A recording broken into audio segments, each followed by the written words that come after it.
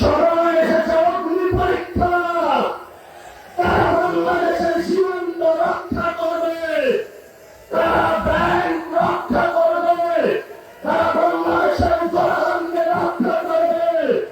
যে জিয়াউর রহমান বলেছেন ওই রিভোল্ট বাংলাদেশের মানুষের পক্ষে দাঁড়িয়ে, সেই জিয়াউর রহমানের স্ত্রী বলেছিলেন গণতন্ত্রের আকস্মিক নেত্রী, যিনি একদিকে বলেছিলেন ওদের হাতে গোলামীর জিঞ্জির, আমাদের হাতে স্বাধীনতার পতাকা।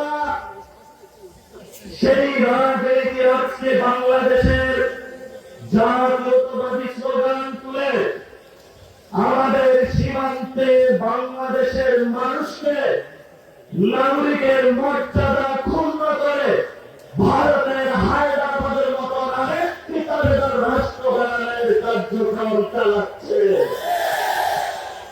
শুনে রাখুন, বাংলাদেশের তরুণ প্রজন্ম 18 কোটি মানুষ শহীদ ওসমান হাদি বলেছেন, বাংলাদেশের মানুষ তোমরা দরকার হয় ঘাস খাও, তারপরে অস্ত্র বানাও, আমাদের স্বাধীনতাকে রক্ষা করতে হবে। অনেক মুক্তিযোদ্ধার প্রমাণ হয়েছে, সময় এসেছে অগ্নি পরীক্ষা। তারা বাংলাদেশের সীমান্ত রক্ষা করবে, তারা ব্যাংক রক্ষা করবে, তারা বাংলাদেশের জনগণকে রক্ষা করবে। জাতির সামনে প্রতিদিন সত্যের আলোকের মতো স্পষ্ট হচ্ছে। আমরা তোমাদের হুঁশিয়ারি করে দিতে চাই, নির্বাচনের সময় 3টি কথা ছিল। বাংলাদেশে একটি সুষ্ঠু নির্বাচন হবে, সেই নির্বাচনে তোমরা ইঞ্জিনিয়ারিং করেছ।